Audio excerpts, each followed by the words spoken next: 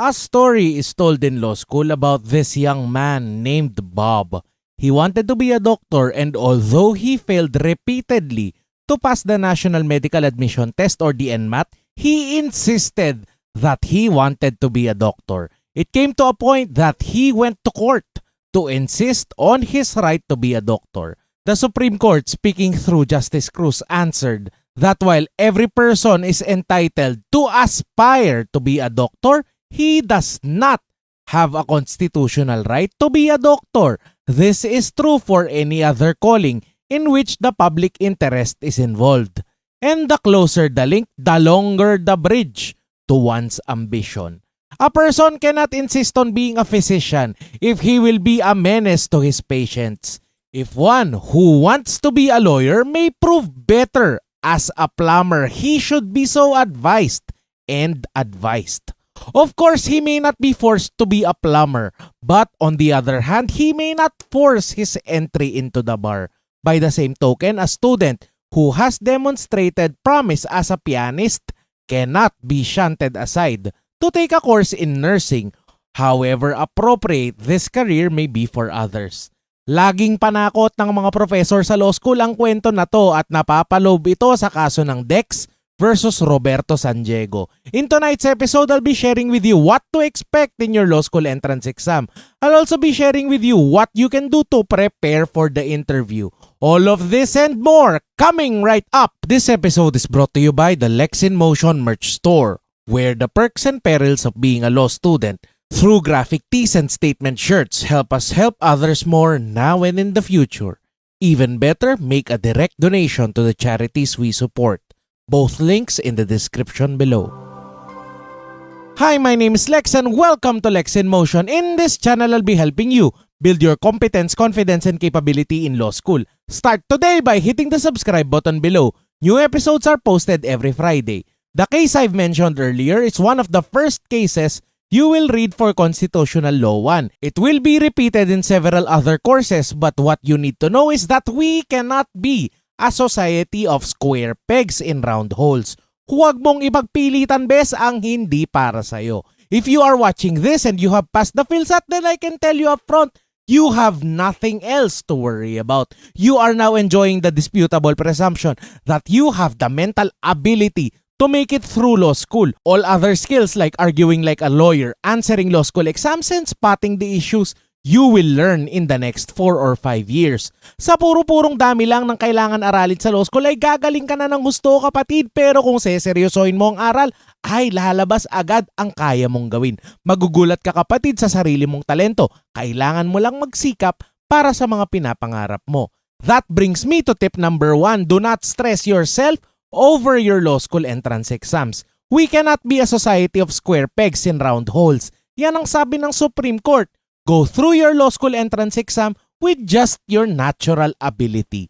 Nothing more. The problem with preparing too hard for law school entrance exams is that there's a chance that you will be placed in a position where your raw talent will fall below the minimum expectations of your prospective law school. If for whatever reason you are unhappy with your law school, you can always transfer the next semester or the next year. As I've mentioned in previous episodes, no law school has the divine right to producing the best lawyers in the country. The best law school is the one you actually enroll in. Tip number 2. Most law school entrance exams are a mix of standardized tests whose sole function is to measure your intelligence in abstract reasoning, logic, and analytical reasoning. You will be asked to answer a few math problems, some questions on logic, and patterns, at yung mga questions na yamot tayo. Yung kung ano ang dapat nasusunod based sa random drawings and dots sa questionnaire. Most law school exams will not have a passing or failing grade. Each student is going to be assigned 2 grades. The first is going to be his or her rating in the exam, or how well the student performed in the entrance exam. The second is going to be his or her potential. Wala na yang iniwan sa NBA Draft Combine. Lahat ng prospective draftees ay nabibigyan ng potential grade or performance niya sa law school. Now, assuming you meet the minimum of both, pasok ka na sa law school of your choice. Yang pares ng grade na yan ang nagiging batayan din kung anong section ka mapupunta sa law school. Tip number 3, when you take your law school exam, do not try too hard. Answer them at your own pace. Do not put pressure on yourself and your performance. Remember, this is just one exam. Hindi nakasalalay dito kung magiging abogado ka, kapatid. Most law school entrance exams are not meant to be finished. They are designed to be very long and often they are designed not to be finished. Kung hindi mo natapos, okay lang yan, kapatid. Ang bulto naman ng admission ay kinukuha sa past grades nung college ka, sa performance mo sa interview at dito sa exam. Depende yan sa law school. Tip number 4, please take the essay portion of your exam seriously. If there's one part of your entrance exam that could make or break your application, it's going to be your essay. The usual essay questions are taken from news and current affairs. Keep yourself informed by reading from reputable news sources. From there, you will be asked to take a stand on an issue and you have to argue your way. Ang biggest no-no dito, kapatid, ay ang ipaglalaban mo ang parehong panig ng issue. Mapaghahalata ng examiner na hindi ka sigurado sa argument mo, na wala kang paninindigan at play safe ka lang. Lawyering is a game of sides. You pick a side and you fight your way through it. Bawal lumipat at bawal na bawal ang balimbingan. Kung hindi news and current events ang topic, kadalasan ay tatanungin ka sa isang karanasan na hindi malilimutan at paano mo ito napagtagumpayan. For what it's worth, my usual reminders will also apply. Write short, simple sentences. Break down your answers in paragraphs. Libo-libo kayong pumapasok sa law school, kapatid. Walang ganyang oras ang examiner na basahin word for word ang mga essays. Always skip a line between paragraphs for neatness and do everything you can to grab your reader's attention in the first paragraph. Tip number 5, your interview will always depend on your performance in the written exam and your essay. As a general rule, the better you have performed in both, the easier your interview will be. Law schools are always looking out for potential bar top-notchers and diamonds in the rough. Kung mukhang may potential ka, kapatid, sobrang chill na chill lang ang interview.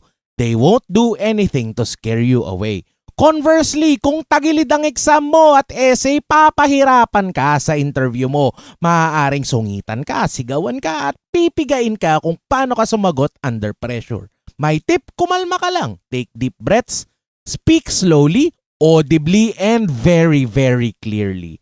Kadalasang ancients na rin ang interviewer kaya mahina na rin ang pandinig nila. The higher the pressure, the more relaxed you should be.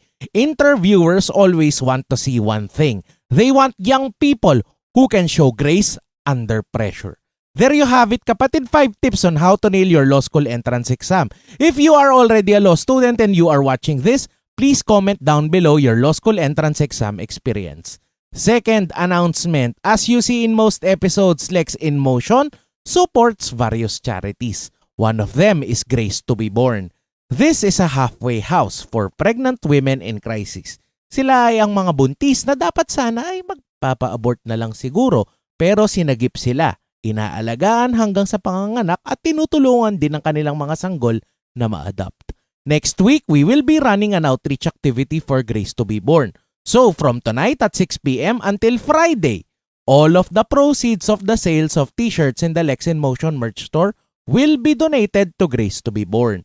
If you would like to make a direct donation, thank you in advance, kapatid. Just send me a private message on Instagram or Facebook and I will show you the next steps. Thank you so much for watching. Like and share this video for good law school karma and I will see you next Friday.